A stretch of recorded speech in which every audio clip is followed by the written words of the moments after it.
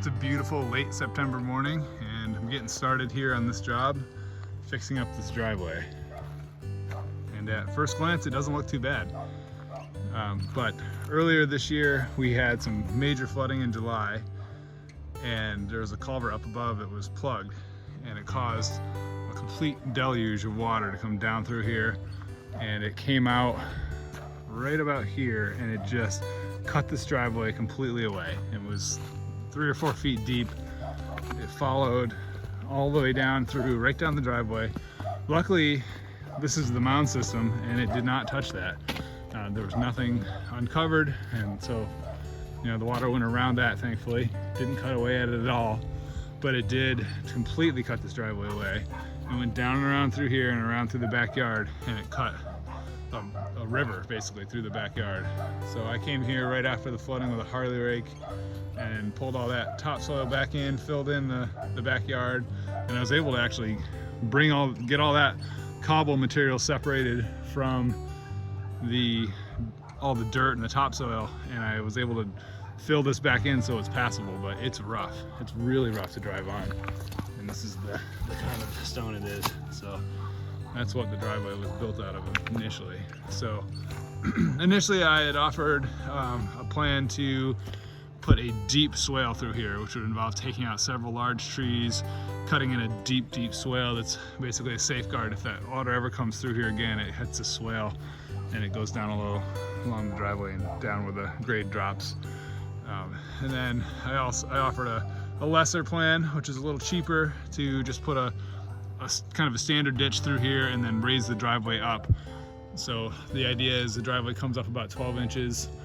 There's a decent path for the water to take, so if that happens again, the water will at least start cutting down through here, and if it's going to cut somewhere deep, it's going to kind of cut in the woods, and that won't encourage it from running down the driveway. I think what happened before is the driveway was basically the lowest, easiest point. This water just came through here and it just started cutting, and once it starts cutting a path, that's really where it's just going to keep going. And it's all kind of grown back. I mean, it's only a few months later, but hard to tell what happened. But you can see some of the remnants. There's pieces of buildings in here. This is road base. This is like what the road up here is made out of. That's the road right there. You can see the truck. So that road was basically what that road was made out of, is all down here. And there's just random stuff from up the mountain that ended up down here. So now we're up here on the road. The driveway is down there, and this road was taken out here. And the culprit is this culvert. And I haven't been back since the initial flooding, and I was really hoping to find that this culvert was upgraded, and it's not. That is a small culvert. It looks like an 18 maybe. And I mean, look at the ditch that's feeding into it.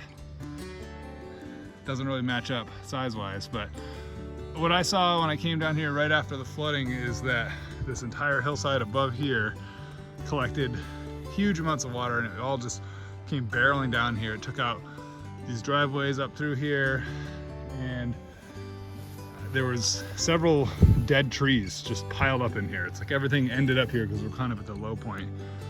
And I think all the dead trees plugged this culvert up.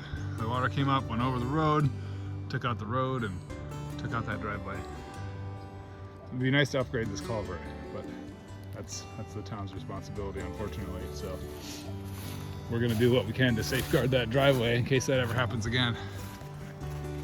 So the first step is to trim this brush and weeds back, just so I can get an idea of what it looks like in here, and just a little easier to work. Normally I'd use my walk-behind brush mower, but I blew the clutch up on it this weekend, so don't have the parts yet. So I'll be doing this with a weed whacker, and then I'll trace out where the power and phone runs. I assume this is the power pole for this house.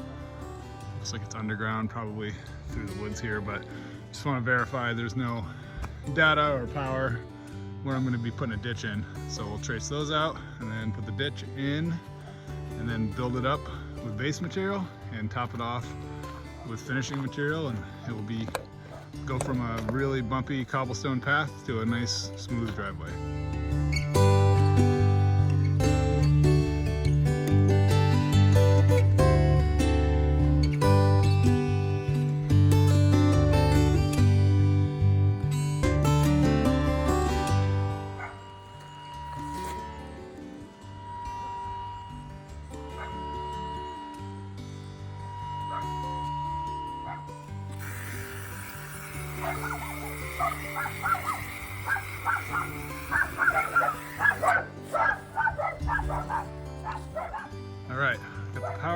located.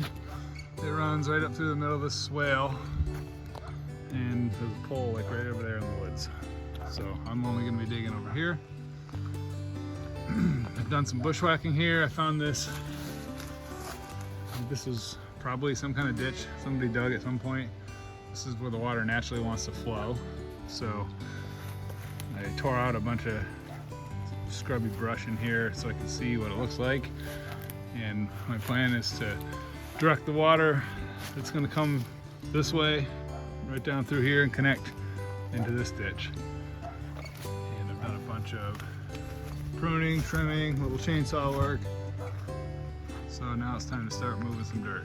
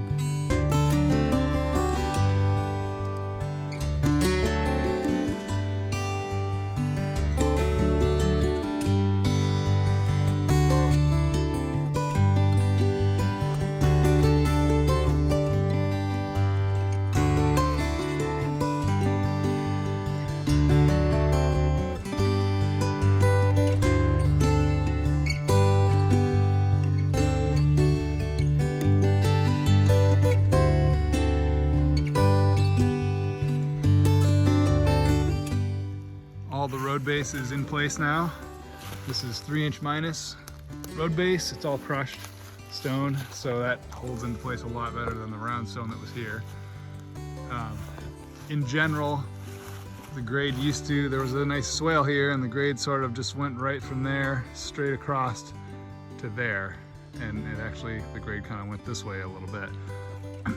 And the driveway didn't have any crown whatsoever anymore. And so when this hillside water came down through here, it just came straight onto the driveway and just went right down. And so now we've got the ditch to catch that hillside water.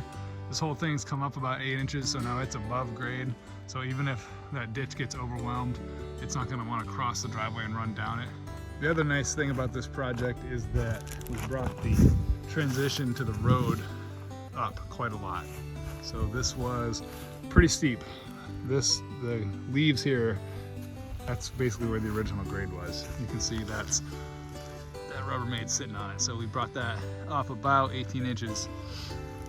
So what this did before is this came up and was a steep ramp up onto the road, and it's blind either way. So you can imagine that'd be pretty hard to get out of there in the winter.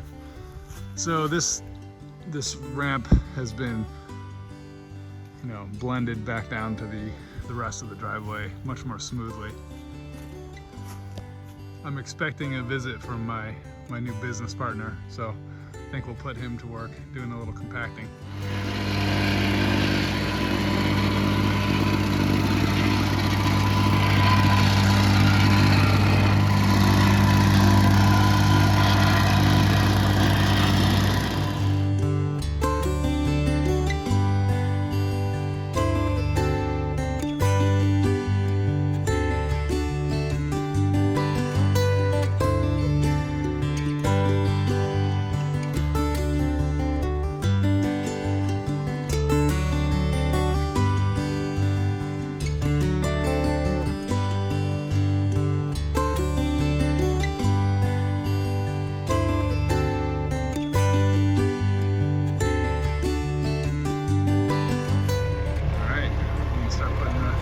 Top coat on.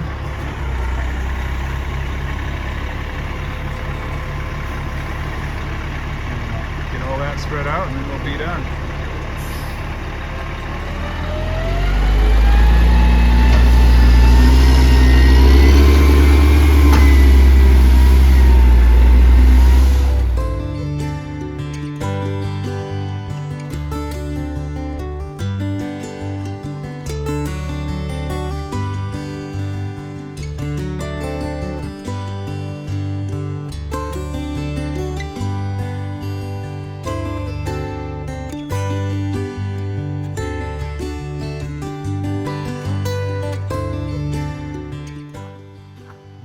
really wrap.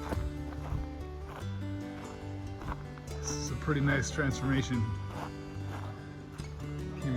Came out really well. And this has got a really nice deep ditch to catch that water. I mean, there would have to be a biblical flood to overwhelm that ditch and go up and over this driveway. So this will take care of the seasonal heavy downpours, and it's a much nicer path to travel. And that transition up to the road here it's much better. It's kind of, I built it up so it's sort of like a shelf at the top, so you don't really have to climb that last little bit as you're merging into blind traffic.